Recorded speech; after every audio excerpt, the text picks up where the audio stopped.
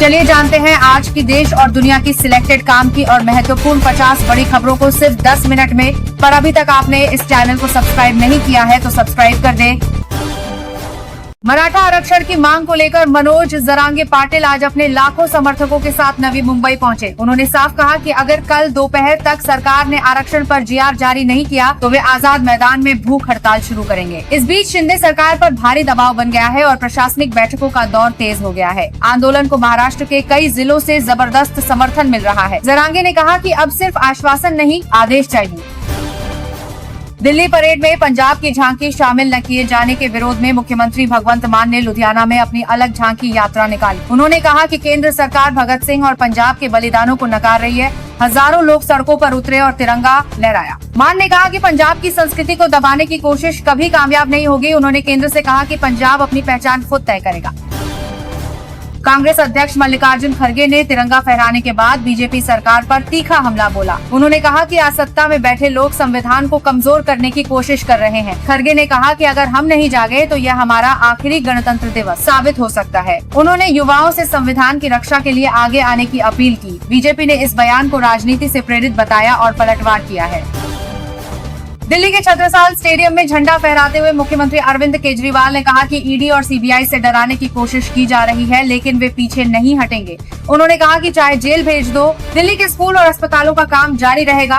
केजरीवाल ने कहा कि जनता का विश्वास ही उनकी असली ताकत है। उन्होंने कर्मचारियों को बधाई दी और कहा कि विकास की यह यात्रा नहीं रुकेगी।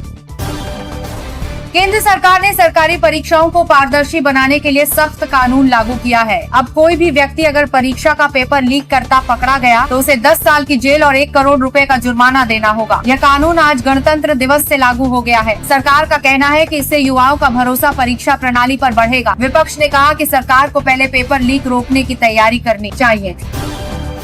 भारत और फ्रांस ने रक्षा क्षेत्र में बड़ा कदम उठाते हुए नया समझौता किया है। इस समझौते के तहत दोनों देश हेलीकॉप्टर इंजन और अन्य सैन्य उपकरण भारत में ही बनाएंगे। यह मेक इन इंडिया पहल को नई ताकत देगा और रोजगार के अवसर बढ़ाएगा। विशेषज्ञों का कहना है कि इससे भारत की आत्मनिर्भरता और वैश्विक स्थिति दोनों मजबूत होंगी। फ्रांस ने कहा कि भारत के साथ रक्षा सहयोग उनकी प्राथमिकता है।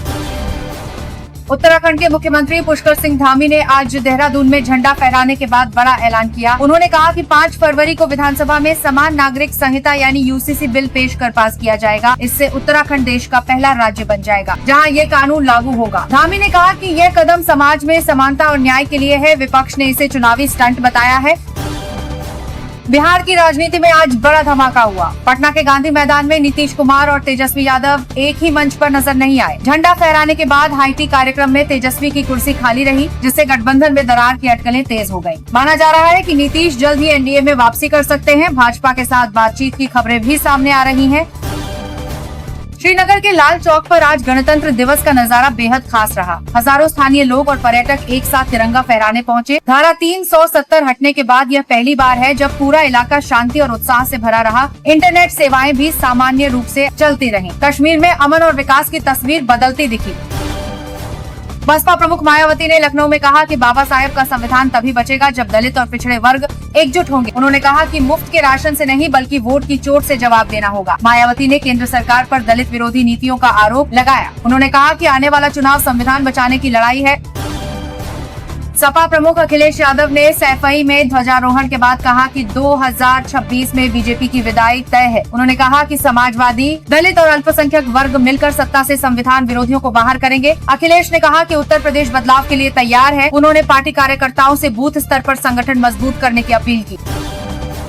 गूगल ने आज भारत के 77वें गणतंत्र दिवस के अवसर पर खास डूडल जारी किया। इसमें भारत की डिजिटल प्रगति को दिखाया गया है, जहां लोग मोबाइल और यूपीआई के जरिए भुगतान करते दिखते हैं। ये डूडल भारत के टेक्नोलॉजी मिशन और आत्मनिर्भरता की दिशा में कदम को सलाम करता है। लोग सोशल मीडिया पर इसे खूब शेयर कर रहे हैं।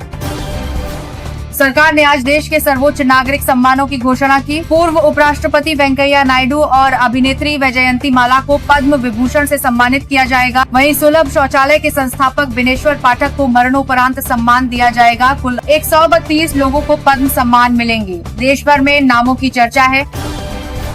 पेट्रोलियम मंत्री ने आज कहा कि भारत अब ऊर्जा के क्षेत्र में आत्मनिर्भर बन रहा है। उन्होंने संकेत दिया कि बहुत जल्द पेट्रोल डीजल के दामों में कटौती हो सकती है। उन्होंने कहा कि सरकार जनता को राहत देने की दिशा में काम कर रही है। अगर ऐसा होता है तो आम आदमी को बड़ा तोहफा मिलेगा। आज गणतंत्र दिवस की छुट्टी के कारण शेयर बाजार बंद रहा। हालांकि जानकारों का कहना है कि बिहार की राजनीतिक उथल पुथल का असर कल बाजार खुलने पर दिख सकता है। निवेशकों को सतर्क रहने की सलाह दी गई है। वैश्विक बाजारों में भी अस्थिरता बनी हुई है। रक्षा मंत्रालय की झांकी ने आज परेड में सबका ध्यान खींचा। इसमें स्वदेशी कंप्यूटर ऑपरेटिंग सिस्टम माया को दिखाया गया। सेना अब विदेशी विंडोज की जगह इसी सिस्टम का इस्तेमाल करेगी। इससे साइबर सुरक्षा मजबूत होगी और डेटा लीक की संभावना घटेगी। गगनयान मिशन के hero group captain Shubhanshu Shukla को आज अशोक चक्र से सम्मानित किया गया। राष्ट्रपति द्रौपदी मुर्मू ने कर्तव्य पथ पर उन्हें वीरता पुरस्कार प्रदान किया। यह सम्मान शांति काल में दिया जाने वाला सबसे बड़ा वीरता पुरस्कार है। साहस और समर्पण को देखकर पूरा देश गर्व महसूस कर रहा है। सरहद पर तनाव के बीच चीन के राष्ट्रपति शी जिनपिंग ने भारत को गणतंत्र दिवस की बधाई दी। उन्होंने कहा कि भारत और चीन के अच्छे रिश्ते पूरी दुनिया की शांति के लिए जरूरी हैं। विदेश मंत्रालय ने इस संदेश को सकारात्मक बताया। हालांकि भारत ने सीमा पर सतर्कता बनाए रखी है। अमेरिका के नए विदेश मंत्री मार्को रूबियो ने कहा कि भारत अमेरिका का सच्चा दोस्त है। उन्होंने कहा कि दोनों देश मिलकर दुनिया की सुरक्षा और टेक्नोलॉजी के क्षेत्र में काम करेंगे। उन्होंने भारत की प्रगति की सराहना की और रणनीतिक साझेदारी को और टेक्नोलॉजी की सुरक्षा मजबूत करने का वादा किया। बिहार की सियासी हलचल के बीच पटना के गांधी मैदान में राज्यपाल आरिफ मोहम्मद खान ने झंडा फहराया। खास बात यह रही कि मंच पर सीएम नीतीश कुमार के साथ सभी मंत्री मौजूद थे। इससे सरकार गिरने की अटकलों पर फिलहाल विराम लग गया है। राजनीतिक गलियारों में अब नए समीकरणों की चर्चा शुरू हो गई है। बिहार में आज एक दुखद घटना चर्चा में रही। एक नीट छात्रा की मौत के मामले में उसके पिता ने पटना प्रशासन पर गंभीर आरोप लगाए हैं। उन्होंने कहा कि पुलिस असली दोषियों को बचा रही है और जांच कमजोर की जा रही है। इस घटना ने राज्य में कानून व्यवस्था पर सवाल खड़े कर दिए हैं। विपक्ष ने मामले की सीबीआई जांच की मांग की है। मौसम विभाग ने बताया है कि बिहार और यूपी में अगले 3 दिन बारिश नहीं होगी, लेकिन ठंडी हवाओं से जनजीवन प्रभावित रहेगा। वहीं कश्मीर और हिमाचल में बर्फबारी ने नजारा स्वर्ग जैसा बना दिया है। सैलानी बड़ी संख्या में पहुंच रहे हैं। पर्यटन उद्योग को इससे बड़ा लाभ मिलने की उम्मीद है। रूस के राष्ट्रपति व्लादिमीर पुतिन ने भारत को गणतंत्र दिवस की शुभकामनाएं दी हैं। उन्होंने कहा कि भारत ने विज्ञान और अर्थव्यवस्था के क्षेत्र में जो तरक्की की है वह पूरी दुनिया के लिए मिसाल है। पुतिन ने भारत को रूस का सबसे भरोसेमंद साझेदार बताया। दोनों देशों के बीच रक्षा और ऊर्जा सहयोग और मजबूत हो रहा है।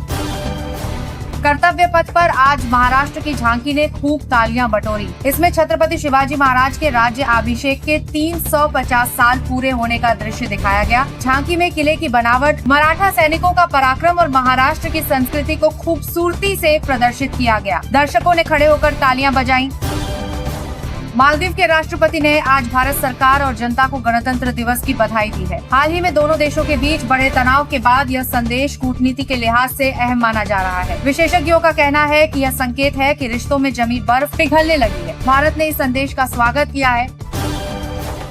उत्तर प्रदेश की झांकी इस बार पूरी तरह चर्चा में रही। इसमें अयोध्या के राम मंदिर, जेवर एयरपोर्ट और एक्सप्रेसवे प्रोजेक्ट को एक साथ दिखाया गया। झांकी का संदेश था कि यूपी अपनी संस्कृति और आधुनिकता को साथ लेकर आगे बढ़ रहा है। दर्शकों ने इसे सबसे आकर्षक झांकियों में से एक बताया। 29 जनवरी को होने वाली बीटिंग रिट्रीट सेरेमनी की तैयारियां जोरों पर हैं। दिल्ली पुलिस ने एडवाइजरी जारी की है कि उस दिन विजय चौक और आसपास के रास्ते दोपहर बाद से बंद रहेंगे। अधिकारियों ने लोगों से यात्रा की योजना पहले से बनाने की अपील की। इस कार्यक्रम में भारतीय धुनों पर बैंड की प्रस्तुति होगी। स्वच्छ भारत मिशन का असर आज परेड में भी दिखा। कर्तव्य पथ पर प्लास्टिक की बोतलों पर पूरी तरह प्रतिबंध था। लोगों के लिए प्याऊ और कुल्हड़ में पानी की व्यवस्था की गई। इससे कचरा काफी कम फैला और सफाई बनी रही। दर्शकों ने इस बदलाव की सराहना की। पश्चिम बंगाल की मुख्यमंत्री ममता बनर्जी ने कोलकाता में रैली निकालते हुए केंद्र पर निशाना साधा। उन्होंने कहा कि बंगाल की झांकी को जानबूझकर रिजेक्ट किया गया, जो राज्य की संस्कृति के अपमान जैसा है। ममता ने कहा कि बंगाल अपनी पहचान को किसी कीमत पर दबने नहीं देगा। रैली में बड़ी संख्या में लोग शामिल हुए। छत्तीसगढ़ पुलिस के डीआरजी जवानों को नक्सल प्रभावित इलाकों में शांति लाने के लिए सम्मानित किया गया। गृह मंत्री ने कहा कि इन जवानों की बहादुरी से बस्तर जैसे इलाकों में आज तिरंगा शान से लहरा रहा है। डीआरजी फोर्स को आधुनिक हथियार और ट्रेनिंग देने की घोषणा की गई है।